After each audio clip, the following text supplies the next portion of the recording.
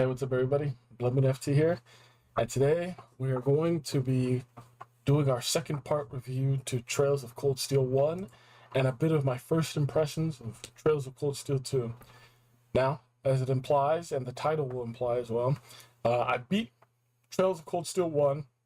Fantastic game. You can already tell compared to my last video, my mental health is a lot better. When I recorded my last video, I was going to put it out immediately, but then I was grinding the game so much that I kind of forgot. So these two videos are going to be back to back, most likely. So the first thing I want to do is catch up where we left off in the previous video. I believe I said we were heading to Laura's hometown for the field study, and wow, we learned quite a bit about Emma. We learned about her prowess with witchcraft, which at the time we didn't know was witchcraft. And we fought Nosferatu in that castle. Very, very fun boss zone. The boss mechanics, you know, fear, nightmare, sleep, all that stuff. The confusion. It was annoying to get through. And I think it took me 3 tries to beat Nosferatu. But, you know, that's when I started to really learn, you know, charging up your gauge to 200%. Best way to go about things to blitz bosses and stuff. And that mechanic he has where he like captures their soul, very tricky, very, very tricky. I actually like that boss fight, as annoying as it was. In retrospect now, I liked it. It was fun, it was tough, and it made me really, really have to think. So like I said before, with the reviews, I kind of want to do sections so I'm not just going all over the place. So, like I said, we're going to be doing the story chapters. The chapters, after Laura's, you know, we fought the Radiant Blade Master. He was pretty cool. And I think he was really important to Reen's progression, his character progression, with that rage that he has inside of him. I like that a lot. So, her field study, we found, what's his face? Oh my god, I'm already drawing a blank on him. Toval, that's his name, Toval. We met up with Toval. We got a little bit more lore on Sarah's backstory, who, like I said, is the top contender for the waifu, the romancing. And let's see. Other than that, there wasn't too much going on in Laura's. Just more politics and stuff. We saw some big important political figures show up at her town, talking to the Radiant Blade Master. And let's see. And I have it kind of sorted out here. After Laura's, what did we do? Oh yeah, before we move on from Laura's town, when we were about to die to that orb, we got saved by the that spirit, the spear saint or whatever. That was interesting. So that kind of confirms that, you know, we could interact or possibly meet one of those ancient legendary spirits someday. But yeah. After that, where did we go next? Oh yeah, we went to Guerrilla Fortress. And Guerrilla Fortress, that was really, really interesting. I know that our characters were there at the beginning of the game, and you remember, the intro of the game was when Guerrilla Fortress got attacked. I forgot about that, because, like I said before, I pirated the game in 2021 and didn't touch it after. Like, I played a bit of the intro, and then I didn't touch it for 2 years. So that was completely out of my mind. I forgot about that, which I think was really cool. And I wish they didn't have that in the intro. It's like, I get, you know, it's supposed to pique your interest. Oh, what's going on here? But the time from when that happens to when it actually, like, happens, it's so long that, you know, I guess you could count it as a spoiler, because it's one of those things. Let's say I say something about a show or a manga. Let's say I say, hey, this is going to happen in the One Piece manga. And you hear it, and you don't know what the heck I'm talking about. But then it happens in the anime, and you're like, wow. Like, it's coming up. Ace's death. I knew about Ace's death because I remember hearing someone mention it. And then so many years later, I decided to binge One Piece. And when we were getting up to Marineford, I was like, oh my god. I was spoiled on this. He does die. So the whole time I'm just, my attitude's just like, wow, this is all cool and all, but he's gonna die. So Guerrilla Fortress getting attacked, that was completely slipped my mind, and I think that was for the better. I enjoyed it a lot. But we visited Guerrilla Fortress. We got to see the cannons that are basically their world's version of the nuclear bombs. And it was terrifying. Everyone's like, I wish this wasn't built and all that. And then we got attacked by the Imperial Liberation Front, right? Imperial ILF. I think that's their name. It might be... yeah, I think it's Imperial Liberation Front. With, Comrade G, Comrade S, Comrade V, Comrade C. And these characters have been kind of prevalent throughout the story now. I didn't really think that they were that much of an issue until you know what. So we'll get to that. But the V and S, I believe, attacked Guerrilla Fortress while Gideon went over to Crossbell, and they were planning to straight up just nuke all of Crossbell with those freaking guns, right? So they show up and they have their new robots attacking us, and basically to race against the clock to stop the cannons before they get the shots off. And I think the fight against Scarlet was really, really fun. It was like high stakes, really, really high stakes. Our squads were split up. We had Instructor Sarah. The other one had Instructor Neinhardt. And, we had to take out each one. And it was a little goofy how the cannon was about to fire.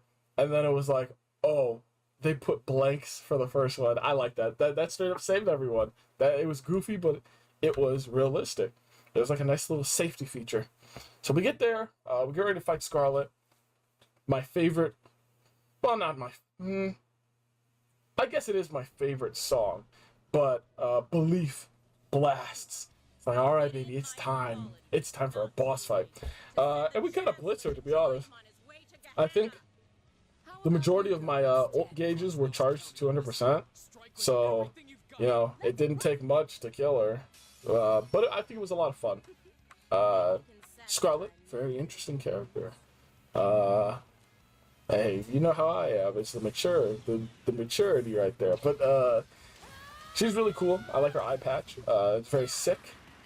They get away. The cannons, nothing happens. We save the day. Oh, yeah. All the big hot shots do have like a meeting at the school. And then Chapter 6 begins. Chapter 6, Progressive Chaos. I thought Progressive 6 was the last one, because I remember, like, once I got out of Chapter 6, it was, like, the final chapter and saying the story thing. So in Chapter 6, we got a little more out of Angelica, and, man, it sucks that she's...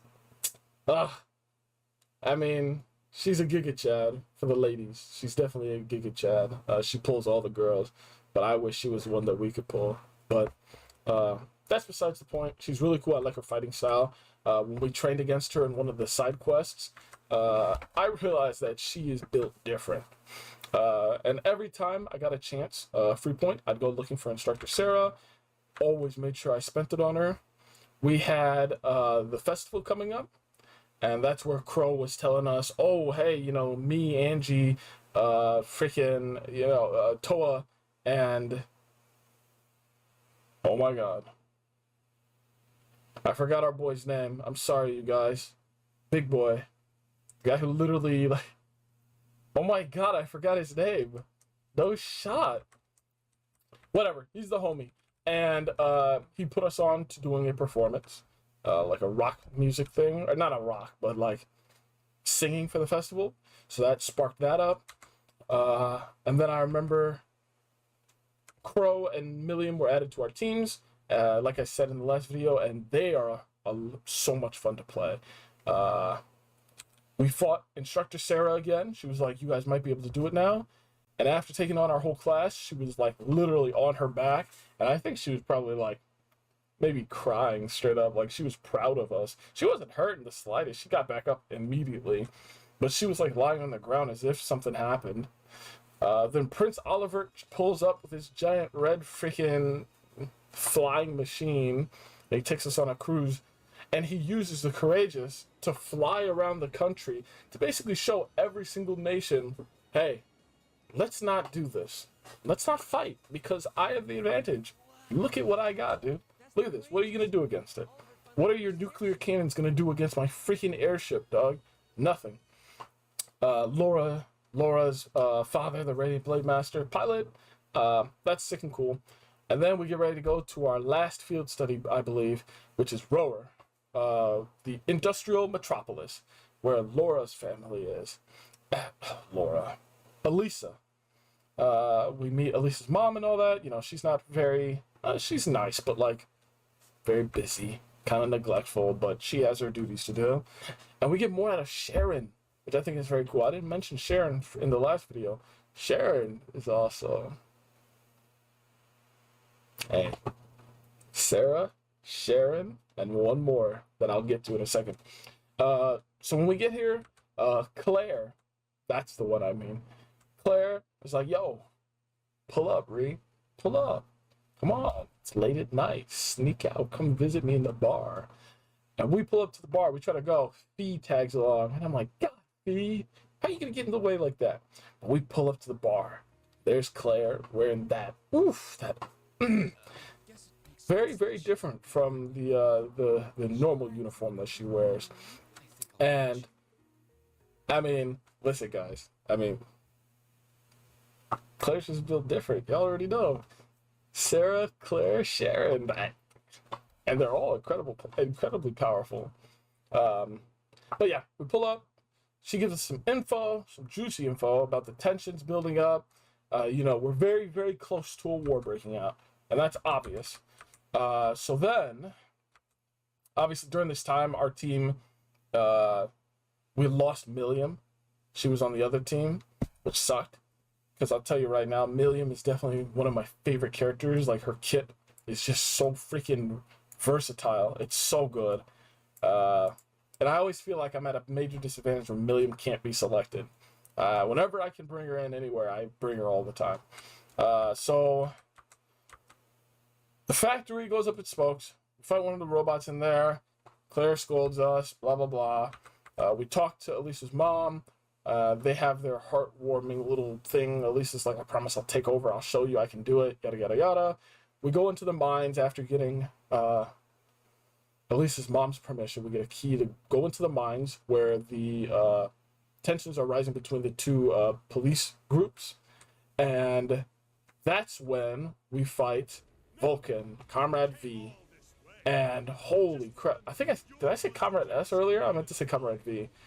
Comrade V, I believe he's Lox's voice actor. For anyone who watches Fairy Tail, Lox's English dub actor. Fantastic voice actor. That dude was sick. He gave us a bit of his lore, and then we got into the fight. The soundtrack, Belief, plays, and he's got his freaking minigun. The dude's battle cry on his ult is just freaking sick, as to be expected from Lox's, of course. And then that's when something weird happens. We beat Vulcan. He wants to retreat and escape. And that's when Comrade C shows up. Comrade C shows up. We beat him. We beat him. And then he retreats. He jumps into the pit. And then a ship raises him up. And then he's like, until next time. We have already set everything in place. You will lose. And I'm like, oh, great. Here we go again. Typical villain runs away. I'll see you next time. You'll rue the day. I'll get you. All that.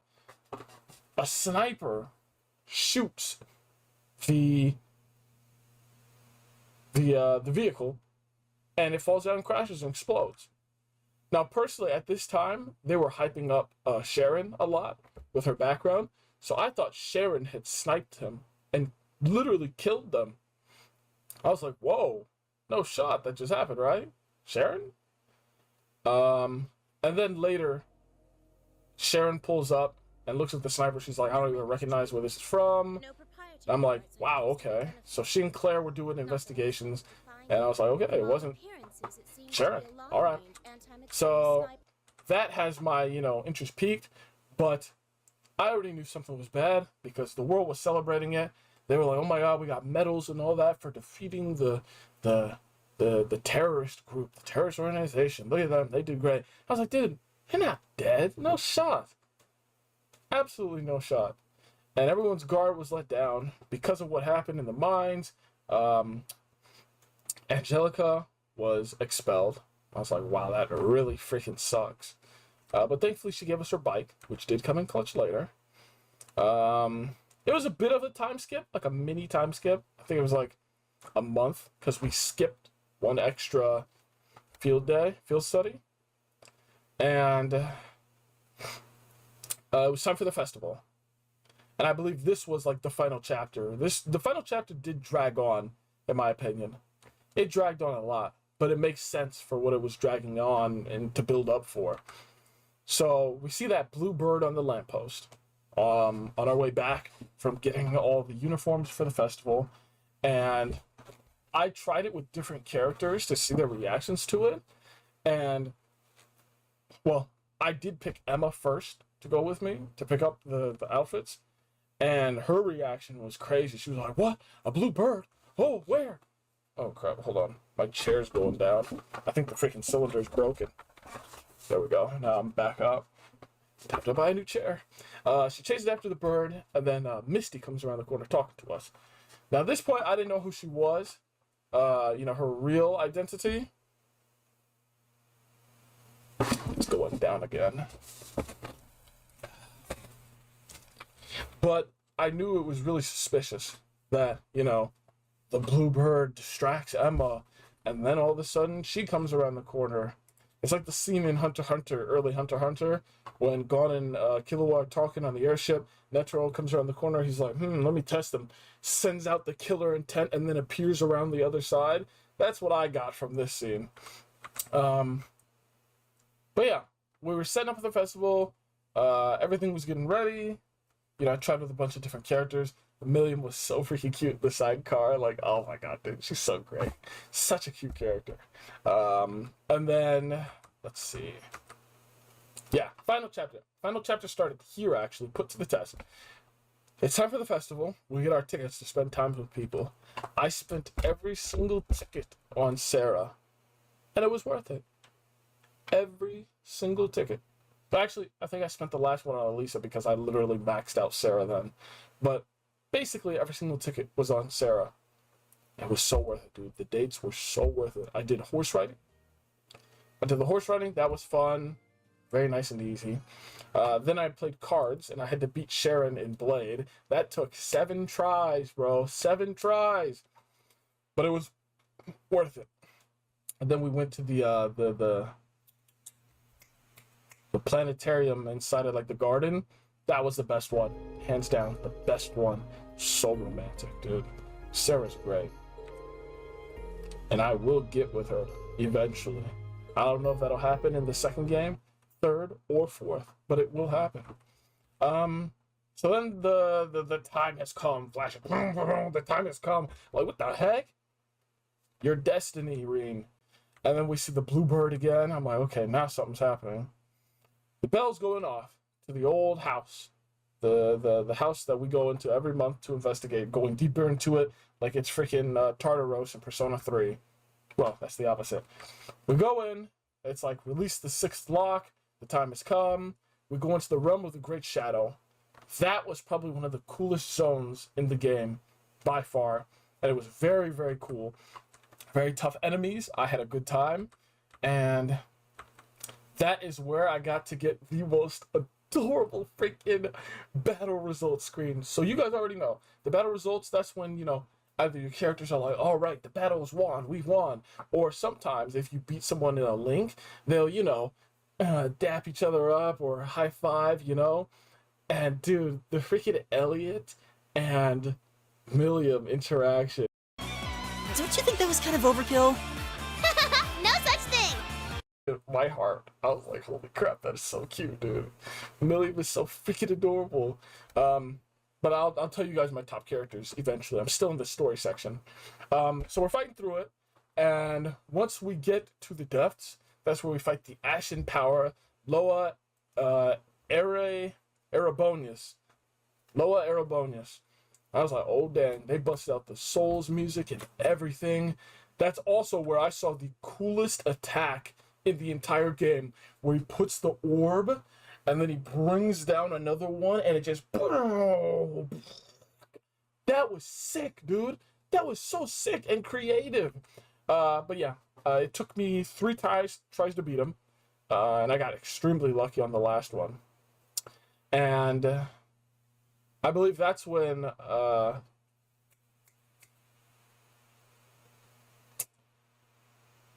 crap.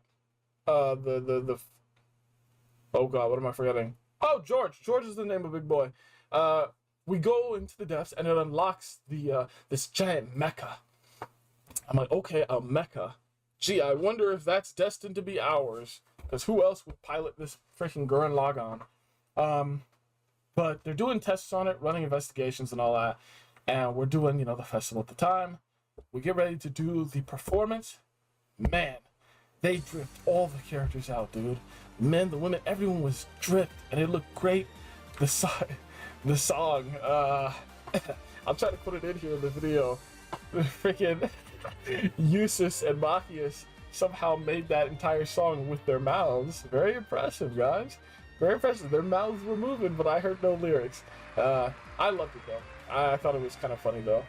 And I'm sure that's probably a meme. It's like, oh my god, they made the music with their mouths. That was pretty impressive.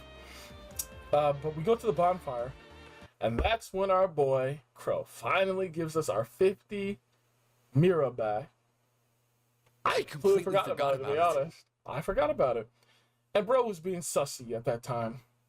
Rin was like, well, you'll owe me then eventually, how about you keep it and then you just owe me later? Because I feel like, our business is settled then and it's over. And then bro was like, yeah, sure, I'll pay you back someday. And I think that was sus, but I never would have assumed what happened, what he really was. I just thought, like, we were going to get his story chapter, his story arc, like, every other character normally gets, their arcs.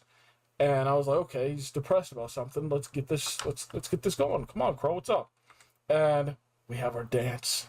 The dance with Sarah. So good, dude. So freaking good. Well, Reen Schwarzer. I always knew one day you'd recognize me for the paragon of womanhood I am. If I didn't know any better, I'd say you were ready to graduate from giggling schoolgirls up to ladies with real class. It was so good. Dude, we need to be able to romance her. I mean, obviously we can eventually, right? Because they set it up.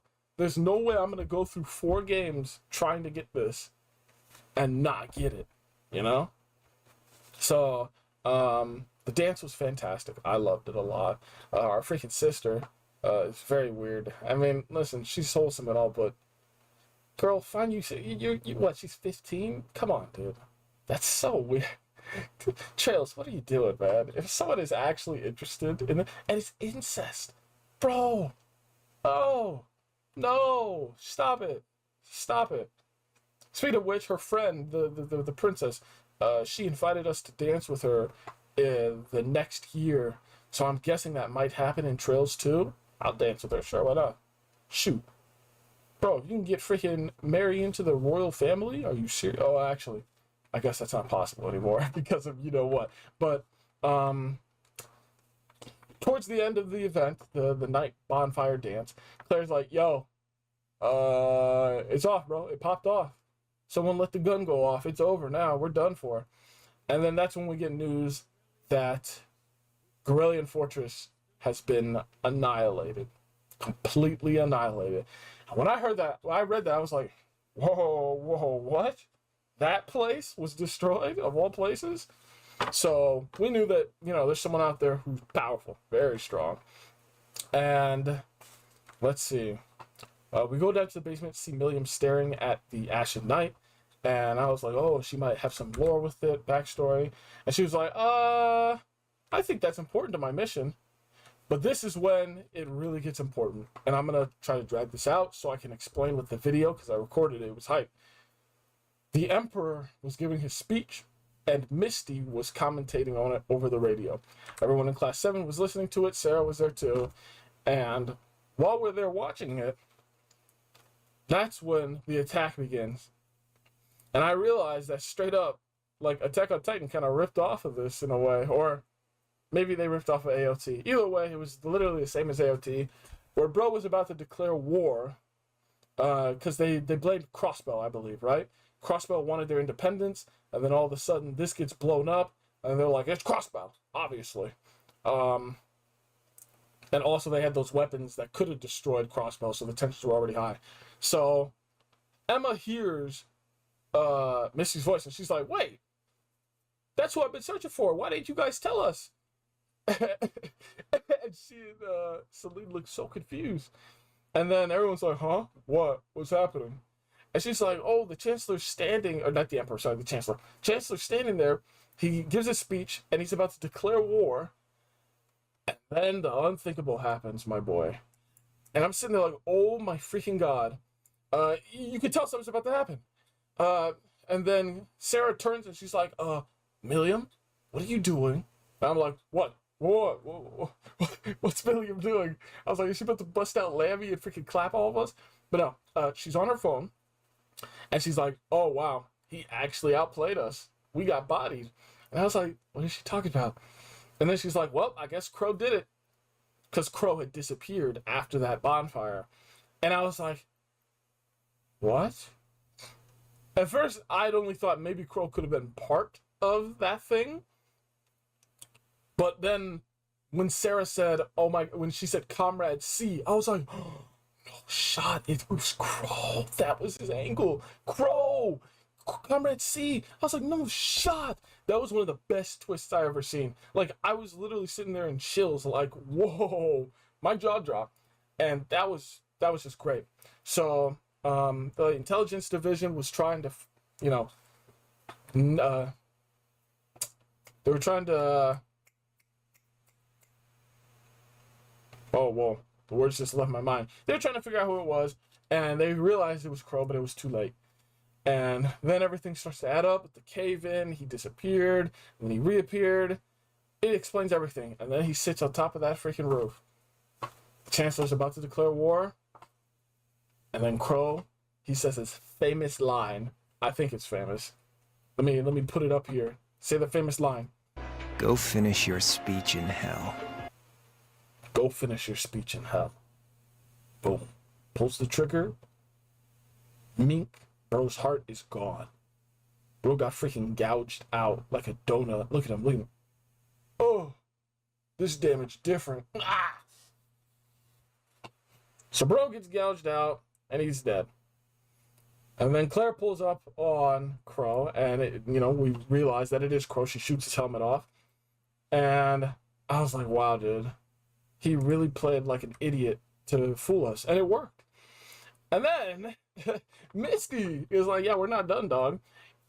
Says her whole voodoo witchcraft spell, and like appears on the screen and shows this whole warship and invading army of freaking Gundams. I've never watched Gundam, but I assume that's a Gundam. And these things are bad. And we see a bunch of the characters that we had seen earlier in the story, some of the hotshots, the Jaegers, and they take over. They take over. All the teachers, everyone leaves. They're like, yo, we got to have a meeting. Something's going down. This is bad. They basically started their coup, the freaking Imperial Liberation Front. And she's like, stay in this room. Don't you freaking leave this room. And they're like, Rin gives this classic. We have to fight. We have to win. Everyone's just like, yes, yes, Reed, let's go, let's go. So we go out to back up the teachers. And that's when we see them fighting the, oh crap, I forgot the name. Soldem? The Soldat. The Soldats. And we get to see a lot of their weapons. And we actually get to see Sharon pull up. Because they kept gassing her up. And it was Sharon. Sharon pulls out this freaking dagger, and she has like Doflamingo. I was like, yo, she's sick. The pleasure of being bound, vulnerable, and exposed is a thrill like no other. But then, obviously we realized that Crow was the one who sniped his own ship to fake his death.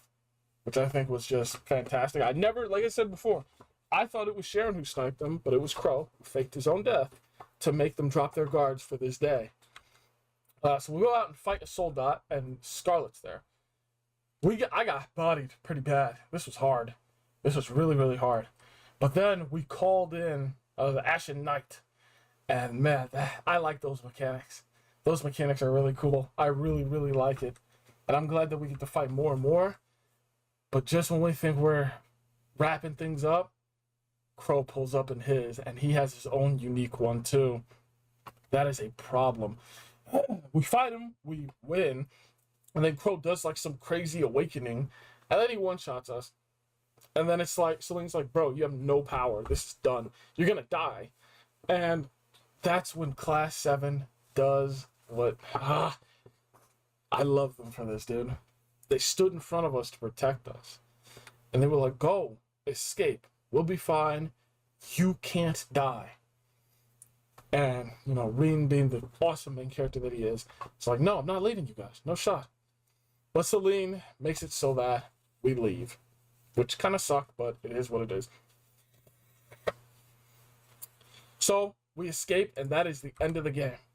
That's the end of the game. And I can only imagine how frustrating that must have been for the people who were, you know, playing it back then when it first came out. Because that's a huge cliffhanger. I was like, wow, this is sick. And as I mentioned in the last video, all of the games went on sale. So I just bought the rest of them.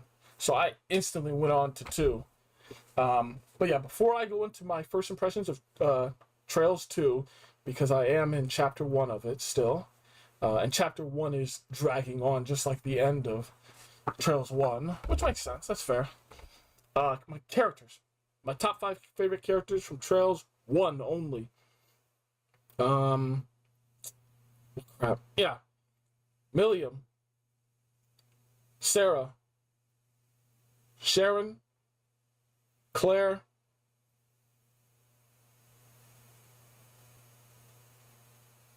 Crow. That's my top 5. Now, the top 5 waifus, the one that I'm trying to romance. Sarah. Claire. Sharon. Those are my 3. I'm not interested in anybody else. Sorry. It is what it is. If I do any free time events with someone, it's just so I can bring their bonds up so I can do more damage in battle. It's just that simple. I do not care for them. It's just the older ladies, the mature ones. But yeah. Music, I think I already covered it in the last video. We got introduced to a couple more songs, especially in Rower. For example, the Dining Bar F. I think that was very chill. And it gave me, I think it kind of gave me Persona 4 vibes. Or maybe it's 5. I think it gave me more 4 vibes for some reason. Even though I feel like it just doesn't fit the theme of Persona 4. But those are the vibes that I got. And then I think my number 2, my second favorite song from the entire game is To Become the Foundation of the World. That song is so epic. It's so freaking epic. And that's what they were playing, they were playing, a different one for, To Become the Foundation of the World, epic. Absolutely epic. And that was happening when, like, Reen was giving his speech to go help the teachers. And it gets you hyped whenever he's like, yeah, let's go commit suicide. Let's go die. Everyone's like, yeah. And then you're like, yeah, because they're playing this song. You're like, let's freaking go. But yeah, the music is powerful. I tell you. Exceed. I kind of associate that as Crow's theme now. Because, you know, that's what they kept playing every time we fought C. Which is crazy to think. The first time we crossed blades with C, bro bodied it. He literally could have ended the game right there. He honestly should have, but, you know, he had his plan. He was just that strong. Okay, and then Thor's Military Academy Festival. This is what they played when we first met Princess, Alphine, I think that's her name. And they played this during the festival. And there's just something really mystical about this song. First off, I think of Epic 7, the main menu for Epic 7, the mobile game, when you play it. But then second, I think, like, You know, you're in this fantasy world and like a forest. Fantasy world with a forest. There's like fairies and all types of magic and stuff. And you know, you're walking around this like magical tree woodlands town. And you know, it's nighttime and it's beautiful out. You're just walking around chilling. That's what I think when I hear this song. And I really, really like it. It's very comforting, very cozy. Definitely in my top 5, without a doubt. To Grass Tomorrow. That one's also very good. I wouldn't put it in my top 5, but it's very... It's kind of like, whatchamacallit, where is it? I think it's Eliminate Crisis. That's the one where it's like, I feel like the situation is dire, but it's not as dire as Eliminate Crisis. And I love the violin, dude. The violin's so freaking good. It's great. But yeah, it was very good. I liked it in the final one, the final dungeon. I think it fit perfectly. Great Power was the boss that when we fought the Ashen one, you know, when we were in that like freaking unlimited blade works, the freaking reality marble domain expansion, yada yada yada. That song was the Souls-like song that I mentioned. That was just incredible, and it got me very, very hyped, very intimidating. And then I think probably the number 2. Now, I guess this is my number 3. It's either number 2 or number 3. Risking Everything, Here We Stand. That was playing the whole time during the Grelian Fortress attack, the defense of it. And like the Scarlet fight, it was so good. I mean, not the Scarlet fight, but just like overall defending it. That song will always get me hyped up. Like seriously, there's no shot anyone can play through this game and not get extremely hyped when you hear that song, right? Risking Everything, Here We Stand. So freaking good. It's a masterpiece. It really is. This game is fantastic with the battle pieces.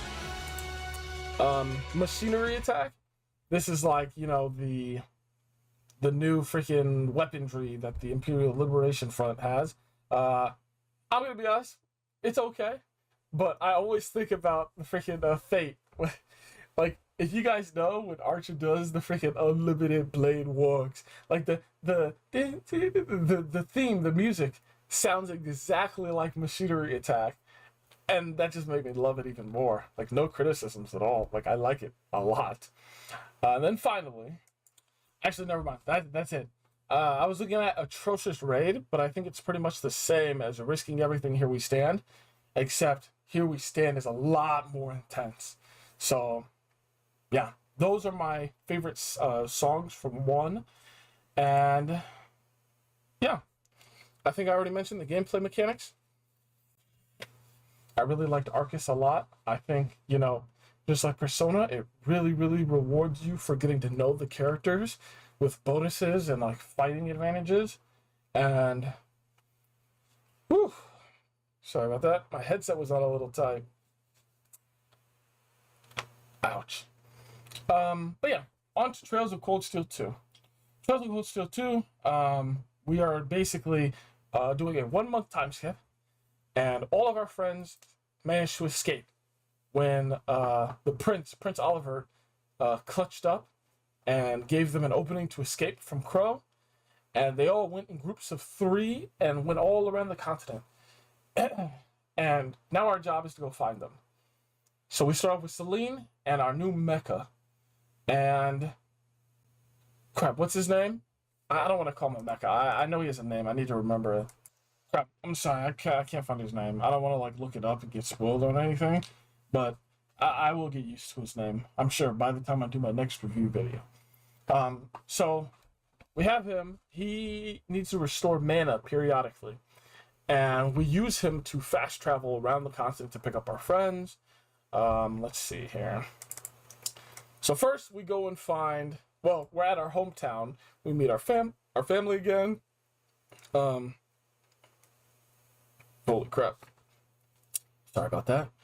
We meet our family again, and then we have Toval, who's also there. Toval helps us, and with Toval and Celine, we start fast traveling all around to the places we've already been in the first game. And first, we find Elliot, Machias, and Fee. And then we go and find Gaius, Elisa, and Milliam. And now where I'm about to go to find Eustace, Laura, and Emma. But bro said that one of them is now missing. Like, there's only 2 of them in the same area. So I don't know what's going on there. I'm gonna predict Emma's the one who disappeared. Because Emma is basically a witch. They explained that she's a witch. Misty is essentially her sister, like her witch sister. And she's been searching for her. So I think Emma's the one who disappeared. And I can't wait to see why. But our dad gets shot in a raid.